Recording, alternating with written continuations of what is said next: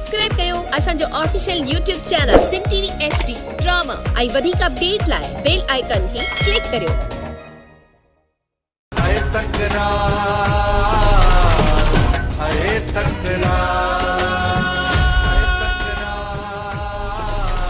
बग़ैर लेसन वारो हथियार रखाए मुझे लेसन वारो हथियार खणाए तो मुखे बथरायो ऐं मूं 5 साल सज़ा काटी उन जो हिसाब किताब केर ॾींदो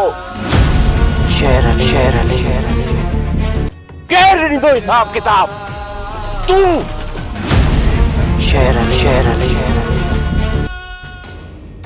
या को ॿियो छो त मां तुंहिंजो महिमान तुंहिंजे ई अंगण ते हो तुंहिंजे तॾे ते हो यो कम तुझे करे मुझो हुजे यार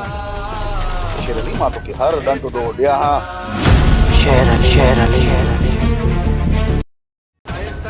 दिमाग पे जोर दे कम कर जवान जो थी मीर ऐं मूसा जे विच में दोस्ती में थी वियो दीवार बख्शल ऐं बख्शल लॻी वियो वक़्त जे चवण ते ऐं वक़्त बख्शल खे आज़माए पंहिंजो कमु कढी वियो ऐं नवाब ख़ान वक़्त खे आज़माए पंहिंजो कमु कढी वियो ऐं बख्शल ॿियनि जे ॻाल्हियुनि में अची पंहिंजे दोस्तनि सां फिटाए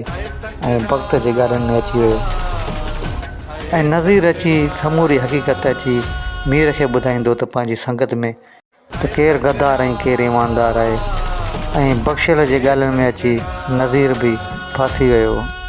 त दोस्तों तव्हां सभिनी खे गुज़ारिश आहे त मुंहिंजे चैनल खे सब्सक्राइब कयो ऐं बेल जे आइकन खे क्लिक कयो जंहिं असांजी वीडियो जी नोटिफिकेशन तव्हांजे साम्हूं अचे। वीर असां दोस्तनि जे विच में बख्शल गद्दार आहे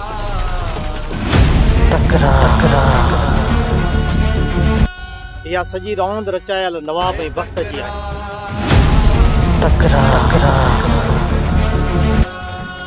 तुंहिंजे भेण जो कातिल मूसा दरिया ख़ान न वक़्त ऐं नवाब ख़ान त दोस्तों सॼी मीर खे ख़बर पइजी वेंदी त मुंहिंजे भेण जा कातिल केरु आहिनि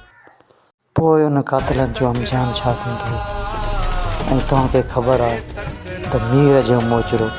गोलीअ खां वधकारी हो।